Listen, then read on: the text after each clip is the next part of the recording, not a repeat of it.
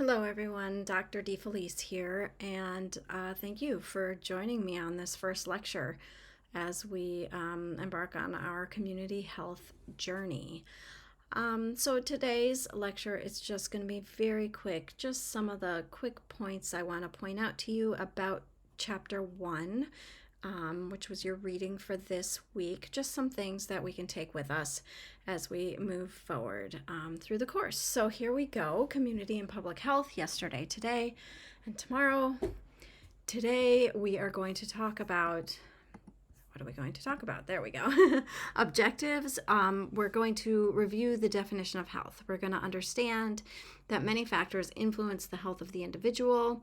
Then we'll review the definition of community, understand that many factors influence the health of a community, and then we'll just get a little sneak peek at the Healthy People 2030 framework, which is presented in this chapter. So what is health? Health can be defined as a great many things, but as we look to the World Health Organization, we see that they've defined health as a state of complete physical, mental, and social well-being, and not merely the absence of disease or infirmity. Furthermore, they say that health is a resource for everyday life and not the objective of living.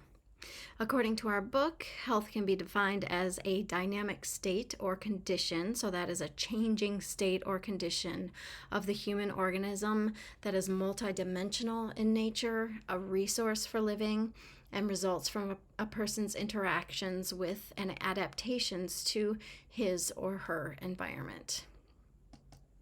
One more definition that we want to get out of the way here is, what is a community, since we are talking about community health. So a community is a collective body of individuals identified by common characteristics such as geography, interests, experiences, concerns, or values.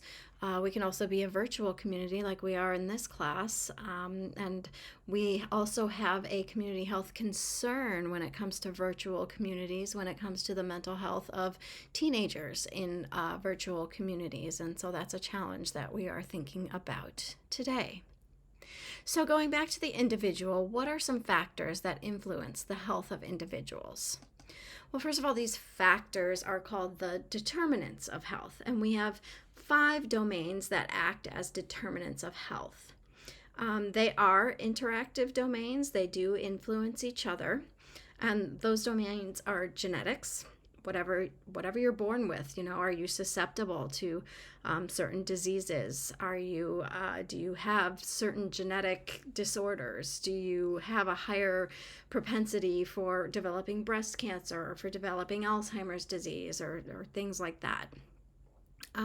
There's also social circumstances, and those would be the social determinants of health, and these are access to education, employment opportunities, income, poverty, housing, crime, and social circumstances. There can also be environmental conditions such as toxic agents, microbial agents, structural hazards. We're also seeing things like, climate change, affecting people's individual health and the health of communities. But for the individuals, we also see behavioral choices that they affect the health of individuals. As we all know, diet, physical activity, substance abuse are just some of the behavioral choices that influence our health. And also there's availability of quality medical care and accessibility. Just because quality medical care is there, it doesn't mean that it's always accessible to you. Perhaps you can't physically get to it because you don't have transportation. Perhaps you can't pay for it because you don't have insurance. We'll talk more about that as we go through the course. But why is addressing the health of a community important? Well, addressing the health of a community is important for individual and community health.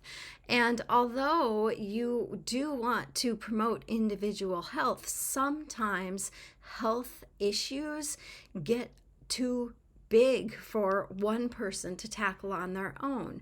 I mean, if you have asthma, you go to the doctor and you get your asthma medication. But what if people all around you start developing asthma as well? Do you all just individually go to the doctor and have that taken care of, or is there something that's going on in the community that is causing that asthma? So sometimes these health issues get bigger than any one person can solve, and so organized community actions are often necessary when those health problems exceed the resources of the individual. And obviously, when such actions are not taken, then the health of the entire community is at risk. So, what are some factors that influence the health of communities? Well, similar to the social determinants of health, or the determinants of health rather, in individuals, we do have some factors that affect health in our community. We see physical factors such as geography, environment, community size, industrial development. It can even be something as little as, are you uphill or downhill from a certain watershed? What kind of minerals, what kind of toxins are being washed into your water supply if you have well water? Well, if you're uphill, not so many, but if you're downhill, then that can affect your water supply, which can affect the health of the community that depends on that water supply. Social and cultural factors are also factors that affect the health of the community. And these are beliefs and traditions, prejudices, the economic status of people in the community or of the whole community itself. Community organization. So you want to see how the community identifies common problems or goals and mobilizes resources. You want to see how a community can develop and implement strategies to reach collective goals. And there's also individual behaviors that affect the health of the community. I mean, one example of individual behaviors could be getting vaccinated. You know, if you don't get the flu, you're not going to spread it to other people. So get your flu vaccine, right? Or even perhaps covering, your nose and mouth with a mask when you're sick. But that has a lot of political implications these days. So we have to work around how people feel comfortable and how people can be most healthy. And those are challenges in public and community health. So as we, as a nation, work toward having a more healthy national community, the Department of Health and Human Services puts forth this framework. The one that we have right now is called Healthy People 2030. The last one we had was called Healthy People 2020. And these are just sets of health goals and objectives for the United States that defines the nation's health agenda and guides its health policy.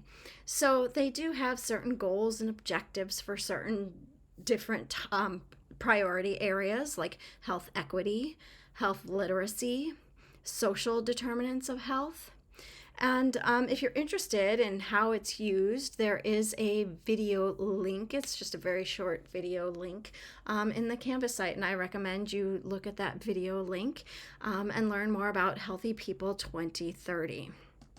Real quick, I just want to go over the topic areas for the Healthy People 2030 framework.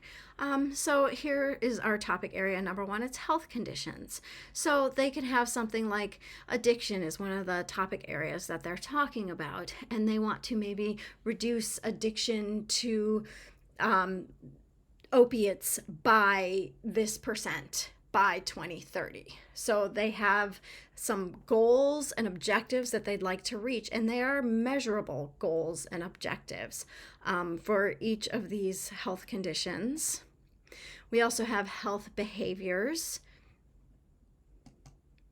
populations,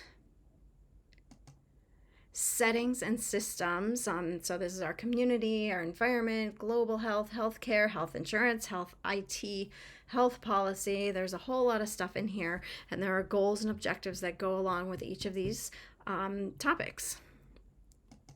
And lastly, we have our social determinants of health, and that's economic stability, education access and quality, healthcare access and quality, neighborhood and built environment, and social and community context. So I told you this lecture was going to be quick. I am done with this lecture. I hope you go through, you read the book. There's some really valuable information in there. And I will see you at the next lecture.